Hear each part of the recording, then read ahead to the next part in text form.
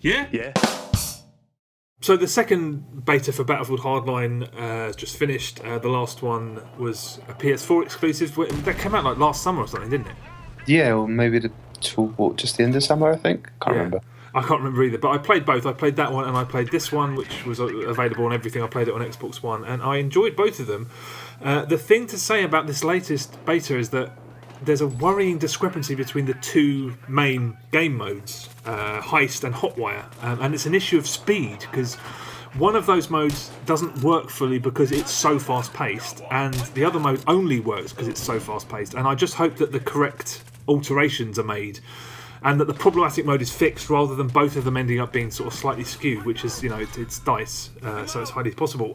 Is it just DICE doing the multiplayer, or is it a collaboration? I can't really work out. It seems like, what are they called? The Dead Space guys are just doing the campaign, or is that not right at all? I thought they were doing the whole game. No, DICE are working on it. I don't know in what capacity, so it's probably unfair of me to invoke Battlefield 4, but why wouldn't I do that? You played this only briefly, didn't you? It's just upset me, to be honest. I played the heist mode, and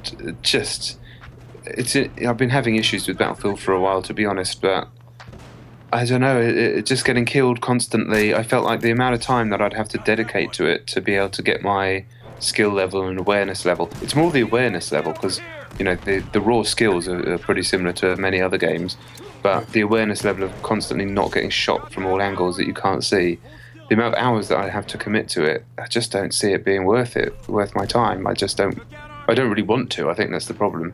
And I didn't even get a chance to work out whether I was enjoying myself, just because I wasn't. I just wasn't enjoying myself at all, really, apart from very brief moments where I got a bit of a heat vibe. But it's just frustrating, just getting popped by invisible snipers millions of miles away.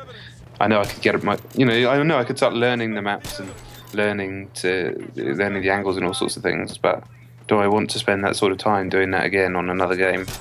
Okay, yeah, that's fair enough. I mean, it's a shame you didn't try Hotwire mode, but it was just Heist you tried, wasn't it? You didn't do Conquest or anything. No, just that one. Yeah, I mean, Heist is the main game mode, and despite its problems, it's still the most exciting and promising mode.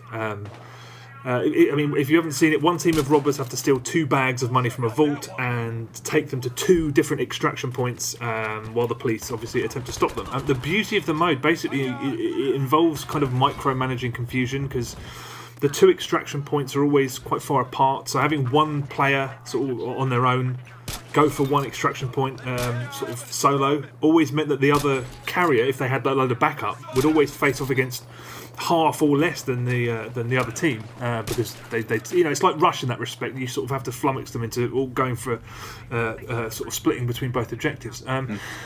And there is so much scope for classic Battlefield scenarios, and we got into one ourselves. We were sort of pigeon-stepping our way towards an objective down the middle of a street. We had both carriers in tow being protected, and it felt like, as you said, it was clearly intended to evoke the big shootout in the film Heat. The problem is that you die too quickly. I am starting to suspect that making lives shorter is somehow beneficial to the testing environment, because Battlefield 4 felt like Call of Duty in its beta stage, and so did Halo 5, and now so does this. But another thing that worries me is that it has that same kind of Call of Duty style, that electronic impact sort of audio stab, when you get hit. So that worries me a little that they're here too, because if you hear 2 or even 1 of those noises, you're dead. So it doesn't really feel like Battlefield, unfortunately. But also another thing is the cars just explode. Making our way down that street, trying to use parked cars to sort of creep our way towards the objective, it couldn't be done, because less than a full clip of bullets or the slightest whiff of a grenade, and bang, the cars would explode. It was slightly ridiculous, but. Yeah, I mean, Heist mode is a tad difficult to enjoy because you die too quickly, and you can't strategize in properly significant ways, especially when you're often charging the other team's spawn point, because not only are respawns faster, you spawn way closer to the action than you ever did in Battlefield 3 or 4. So it's beyond promising, but I just hope it's tweaked a bit more, because it's so fast. It doesn't, Call of Duty and Battlefield do not go hand in hand. They're very different, and the speed of this meant that you couldn't enjoy all of the systems and the equipment and all that stuff that Battlefield gives you. So I thought that was a bit unusual.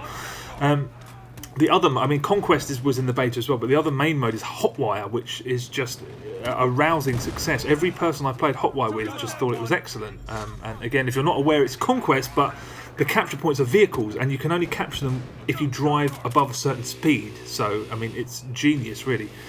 And one of the reasons that it works so well is because the vehicles are so weak. Like in regular Battlefield, you need an engineer with you the whole time, fixing you up. And if you don't have that, you'll get finished off really quickly. The vehicle will explode, you die, and the vehicle then instantly respawns back to where it started, which again is why it's a classic Battlefield mode, because players from both teams on the ground are often, if they're in communication, they're already there fighting for that spot before the vehicle appears. And 2 players on their feet on the ground can destroy a car or a tanker with like a clip each of an assault rifle. So you have to strategize against it. You need an engineer, and you need to learn the map, because we kept encountering people who'd figured out that there were these sneaky little spots near to the vehicle spawn points where they could just destroy vehicles inordinately quickly with just gunfire, and then quickly make their way to one of the 2 or 3 spawn points that were right in that vicinity. It's such a great mode. I think if they make the vehicles stronger, apparently like massive swathes of the community are apparently crying out for the vehicles to be stronger. It could end up making it, rather frustrating, and actually not as strategic, because I mean I can imagine just being able to drive one vehicle around the whole match. It'd be really, I mean, because at the moment it's all about adapting really quickly, and slowing it down I don't think would help that at all. In terms of fundamental changes to the way actual Battlefield works, there are terrific new pieces of kit, like there's these radar scramblers and there's the zip lines, obviously, which are brilliant. But the best thing for me is that now if you want ammo or a med pack from a teammate, rather than running after them, you can be running after someone who's completely oblivious, just going, give me, shouting at your TV, drop some ammo! Now, all you need to do is run up to them and press X. That's it, done. So, I mean, it's a fantastic way of solving an age-old Battlefield problem. Yeah. Also, in Hotwire mode, or in any gameplay mode, I assume, you can't shoot from the passenger side of a vehicle without sitting on the door frame first, and that involves like a 3 to 4 second canned animation as you get out of the car. If you're under attack, that's 3 to 4 seconds that you're not fixing the vehicle. So it's a really clever trade-off, sort of moving in and out of the vehicle and the driving evasively. A very clever trade-off. So, I mean, overall, I'm really excited about this. I think with a few tweaks, it could be really terrific and potentially like a million miles away from the cynical cash grab that some people think that it's going to be. So, yeah, I mean, I can't wait, basically.